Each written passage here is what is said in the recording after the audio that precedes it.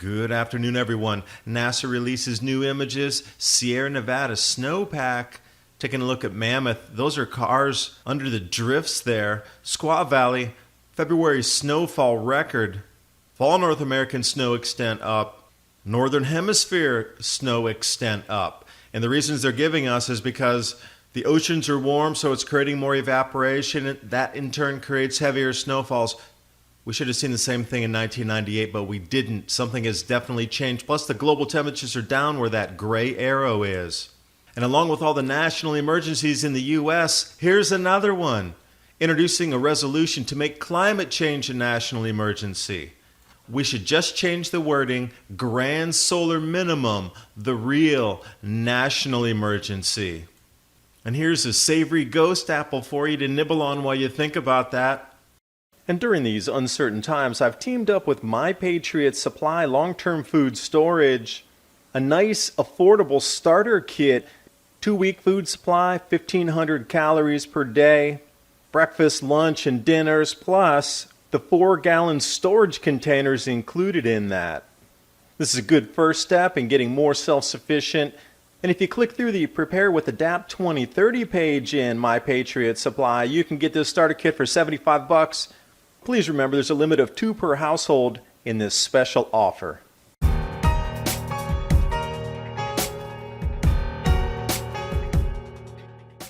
And with the madness of the national emergency in the United States, Oregon Democratic Representative Earl Blaumnauer is going to introduce a resolution that would make climate change a national emergency. Again, it's to get more taxes and try to usher in the Green Deal from Ocasio-Cortez. In my opinion, they go together, dovetailing nicely.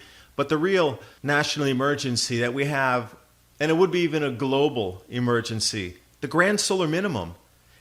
Every 400 years, this cycle in our sun returns. Low solar activity means decreased global grain yields. And it's going to get more intense from this point forward, and the yields globally are going to decline. Food prices up, economy down. This is what we should be talking about. Now, the excuse given in the corporate mainstream media for all the snowfalls, all these record snowfalls, record cold events, is because it's warmer in the Arctic, it's warmer in the oceans. Well, if that were true, then 1998, which I've put that orange box around, we should have seen the exact same thing happening. We should have seen record snowfalls everywhere, but we didn't. And the orange box is right where we were several years ago. We're down at the gray arrow. Global temperatures are decreasing right now from the previous peak. Now, NASA has this great image release here. February snowpack, Sierra Nevada mountains compared to the same month of 2018. And this gives you a very good indication on how much our atmosphere is shifting with the cloud cells and the jet streams because of a weakening magnetosphere. Squaw Valley, California, February snowfall record, and the month still has several days left to it. And this is interesting because it broke the previous record. When was their previous all-time snow record set? February 2017. What are the chances in 2 years in a row that it's breaking its record? And the snowiest month on record, January 2017, Mammoth Mountain. Both in California, on the same range, Sierra Nevadas. Mammoth Mountain snow beats out every resort in the country. They have 37 feet of snow. Blizzards raging here, there, and everywhere. Now, if you look carefully, you'll see an automobile under the drift there. There's so much snow up there, in fact, that they expect skiing through the 4th of July. And again, in the beginning of the global warming narrative, we were told our children would never know what snow was. And now we're getting record snowfalls, literally record snowfalls. Look at Mammoth Mountain here. That's how much snow is up there. Your children will never know what snow is again. Let's take a look at the location on the map here. Mammoth Mountain, and where it says Tahoe. That's where Squaw Valley is. They're not too far from each other. Take a look at Tahoe. It's easy to spot where the lake is, even by the satellite. Here's that same map compared with the snowfall image that NASA just released. So if I was a betting kind of guy, I would say this area in California is going to get wetter. And that's why all those floods on the other side of the range were occurring in Arizona, Nevada, New Mexico this year as well. This area of the planet is getting wetter as we enter deeper into the grand solar minimum. Taking a look at Mammoth Mountain historical snowfall totals, has that trend up since 1970. And I thought, where did I see that before? Oh yeah, this is the Rutgers Snow Lab. North American snowfall 2018 up. I thought we were supposed to have less snow. Although it does look like right now the winter, we're halfway through, and it does appear that we're going to eclipse at least last year's totals on this as well. And I thought, well, I wonder what the global total would be. And we saw last year this exact same thing. There was 700 billion tons more snow. And here we are again. That red line is the trajectory outside, the averages and the deviations. Far above anything ever expected for CO2 global warming.